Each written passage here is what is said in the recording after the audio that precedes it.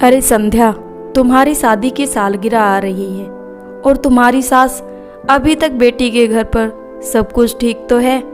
इतने शुभ मौके पर अपनों का आशीर्वाद जरूरी है।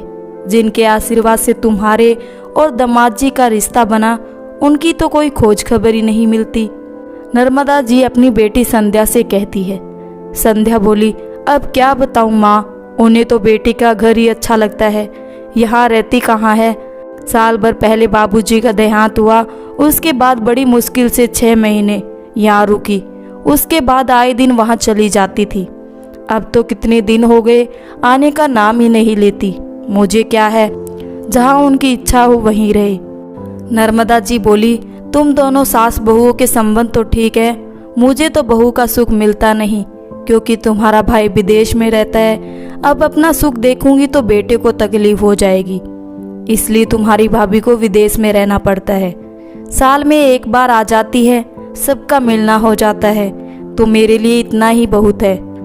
संध्या बोली, माँ आप मेरी सास की बातें छोड़ो, आप ये बताओ, आप तो आ रही है, क्योंकि आपके बिना तो ये उत्सव होगा नहीं। नर्मदा जी बोली, हाँ हाँ क्यों नहीं आऊँगी।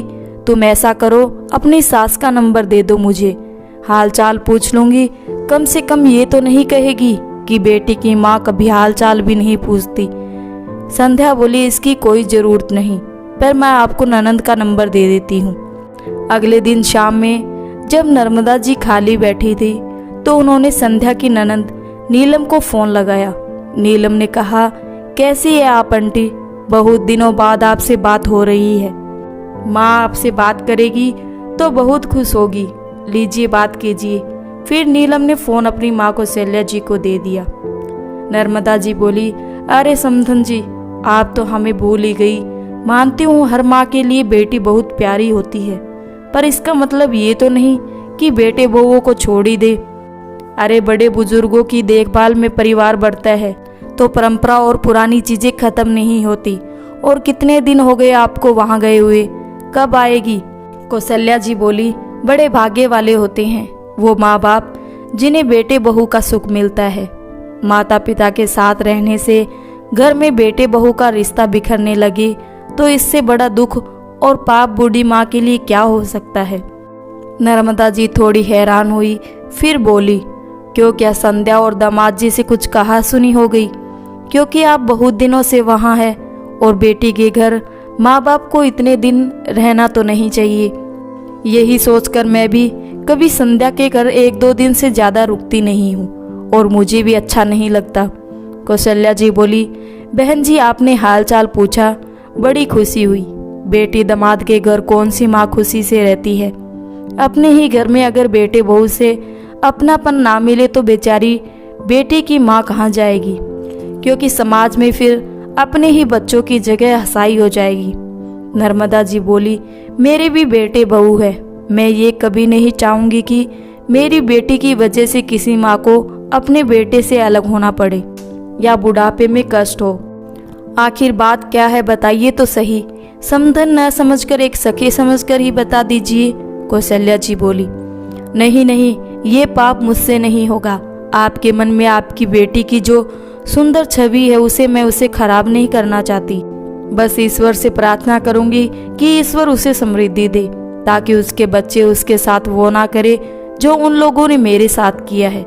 नर्मदा जी समझ गई कि कुछ तो बहुत अनर्थ हुआ है, जिसके कारण कौशल्या जी इतनी दुखी है कि अपने ही बेटे के घर नहीं जाना चाहती। करीब 1 हफ्ते बाद नर्मदा जी ने सारी बात अपने पति मनोहर बाबू को बताई। मनोहर बाबू बोले, ये तो बहुत गलत बात है। जिस माँ ने विश्वास के साथ पाल पोस कर बेटे को इतना बड़ा किया, बुढ़ापे में आज उस माँ को बेटी दामाद के साथ रहना पड़ रहा है। ये तो तभी हुआ होगा जब बेटे बहू से उन्हें अपनापन नहीं मिला होगा।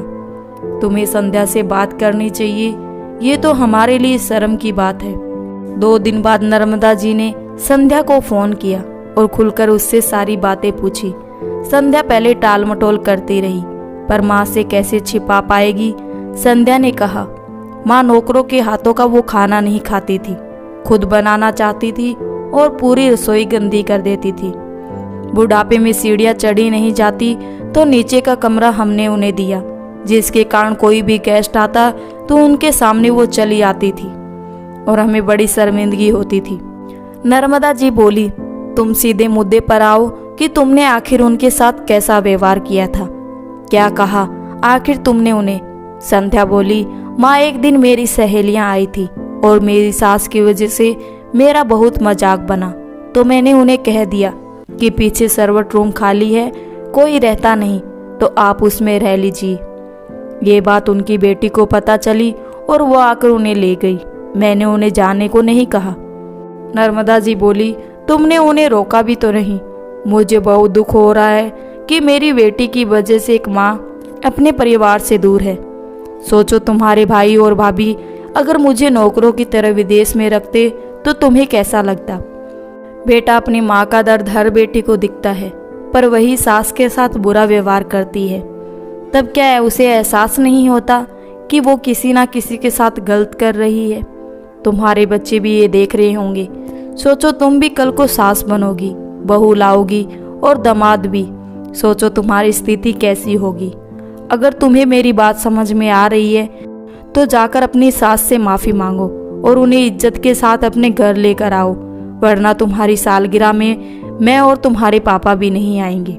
उस दिन संध्या का मूड बहुत खराब था। शाम में जब उसके पति आलोक आए, उसने सारी बात बताई कि मेरी माँ तो आपकी माँ का हाल चाल पूछने के लिए फ़ोन की होगी और आपकी माँ मेरी शिकायत लेकर बैठ गई होगी।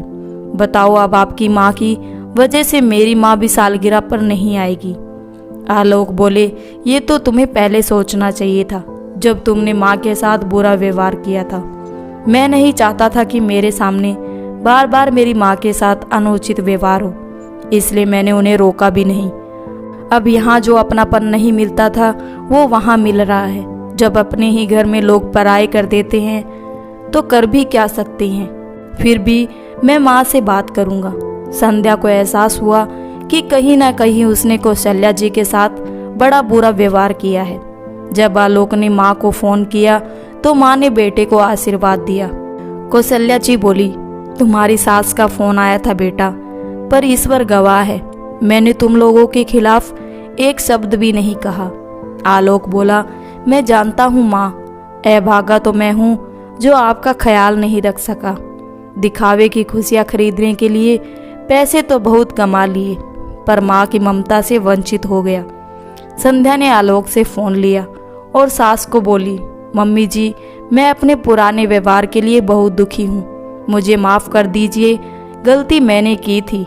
फिर आप सज़ा अपने बेटे और पोता पोती को क्यों दे रही है? अपने आशीर्वाद से उन्हें वंचित मत कीजिए। देखिए, अगले महीने हमारी सालगिरह आ रही है, क्या आप हमें आशीर्वाद देने नहीं आएगी? कौशल्या जी बोली, माँ का आशीर्वाद हमेशा बच्चों के साथ रहता है और मेरा पोता पोती को ईश्वर लंबी आयु और समृद्धि दे कि वो अपने बड़ों की इज्जत करना सीखे, और फिर मैं उन्हें दे ही क्या सकती हूँ। बहू सालगिरह पर मैं आऊँगी और आशीर्वाद भी दूंगी, बस वहाँ रह नहीं सकती। जिस घर में तुम्हारे ससुर जी ने मुझे सम्मान के साथ रखा, उसी घर में मेरा अपमान हुआ है। बेटी के घर में अपनापन मिलता है, मैं वहीं रहूंगी। अब ये समाज चाहे जो भी कहे, पर अपने सम्मान को बार बार दांव पर नहीं लगाऊंगी। जब नर्मदा जी को पता चला कि कौशल्या जी आ रही है, तो कुछ रोज के बाद वो भी सालगिरह पर अपनी बेटी दामाद को आशीर्वाद देने आई। कौशल्या जी बेटे के साथ आई, 2 दिन रुकी और फिर वहाँ से जाने लगी। तो बेटे बहू ने रोकने का बहुत आग्रह किया, तो कौशल्या जी बोली, अगर मैं यहाँ रुक गई तो खुद के साथ अन्याय नहीं कर पाऊंगी, कभी आईने में खुद से नज़र नहीं मिला पाऊंगी। वक्त मिले तो तुम लोग मिलने आना और मैं भी आती रहूंगी। इतना कहकर कौशल्या जी बेटे दामाद के साथ चली गई। दोस्तों, भरपेट भोजन मिले ना मिले, इंसान अपने सम्मान के लिए आखिरी समय तक जीता है और मरता है। वह हमेशा चाहता है कि 2 रोटी कम मिले और सम्मान से मिले। जीवन भर जिसने अपनों को अपना समय दिया, आखिरी वक्त में अगर उन्हें अपनापन ना मिले तो इंसान बेटे बहू के घर को छोड़कर बेटे दामाद के साथ रहे तो क्या गलत है।